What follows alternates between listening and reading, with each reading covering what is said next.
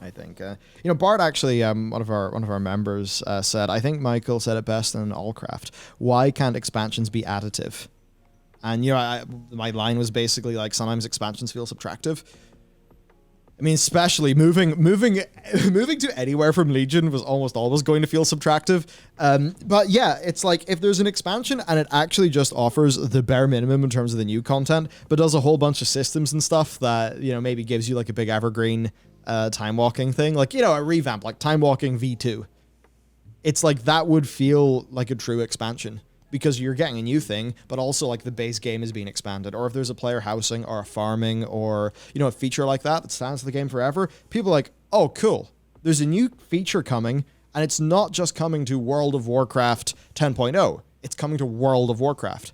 And then that gives people, inspires them with the confidence that this game is actually growing and getting bigger. If they add player housing in and they say, hey, this isn't an expansion built around feature. We've actually went back to old expansion content, made bits of it relevant, and put rewards in for player housing into those, and we're going to keep it going into the future. Now, I know not everyone's into player housing, but certainly that would make people think, oh, damn, this feature they've added is actually entirely, it stands the game forever. And then because people would know that, they'd be more willing to put in time to do some big, silly grinds. And like even somebody there mentioned patches feeling subtractive.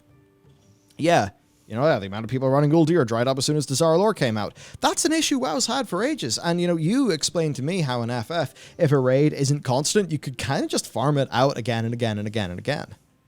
And I'd wonder, is there any thoughts we could do there for WoW, Any ways that... let's just say we've got a new person coming up or a new alt or something. Could we... I guess that's the thing. It wouldn't make much sense to do heroic Nathria runs because you just do normal Sanctum. But would there be a way to do that with a past raid? Maybe do you make it so that the eye level bloat is smaller and, it would be viable in this patch to quickly gear up a new person by rolling through Nathria? Or maybe it's that thing where, some of the Nathria gear is available for Justice points now. So that can let people do a bunch of stuff to catch up their alts. Because if you had that, and then you also had a situation where the Covenant locking wasn't so much of a pain in the ass for alts and multi-specking, then, people be like, okay, cool, new patch. I've done a whole bunch of stuff in Sanctum. I've got a whole bunch of JP. I actually have enough that I can get this tune up to speed in basically no time. And for the way that WoW ends up getting played at endgame, I think that would be a really good idea. Yeah, it's kind of awkward because the only way I can, bring a kind of point to this that's really like what they could be doing and how to get across that is because like FF does that really well, but it does that through storyline stuff. It's like maybe not the old maybe the old content isn't always hyper relevant, but you do go through it at least once because it's tied to the story content. Yeah. And that's like the fact that raids are linear in terms of actual unlocking as well is interesting, because when I was going through Eden, like, because Eden is one raid, it's 12 bosses, but it was released throughout the expansion. Like, it's, it's roughly the equivalent of, like, half of Nathria's out patch 1, half of Nathria's out patch 2. You can't do the last half of Nathria without doing the first half of Nathria. So it is effectively the same storyline, but over time. So whenever I come into it for extra deity, I don't go straight to, like, Eden 9 through 12. Yeah. I do 1, 2, 3, 4, 5, 6, 7, 8. And that is content that's been added over patches. So I do have this like storyline progression. I am doing old stuff.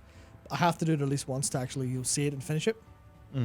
And then gear wise, all that stuff's largely irrelevant, and I can just like skip up with crafted gear, or I can, as I actually ended up doing, I can just farm E11 for a bit because it's a really fun boss fight. So I can just queue up for it again and again, get loads of stuff because the lockout's gone.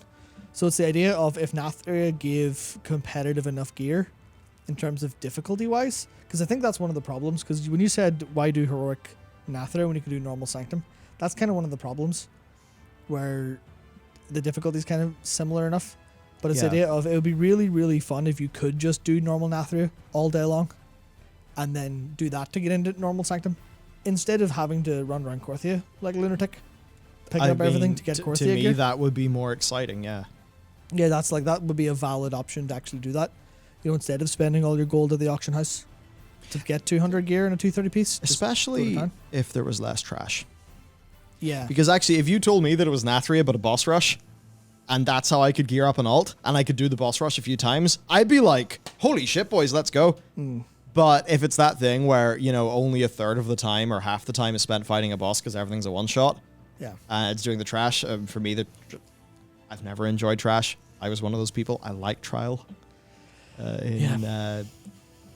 4-3? 4-3? 3-3? 3-2. What are we talking about? 3-1? 3-2. Patch 3.2. Sounds like patch. How is it patch 4? Whoa. Cataclysm, Yeah. man.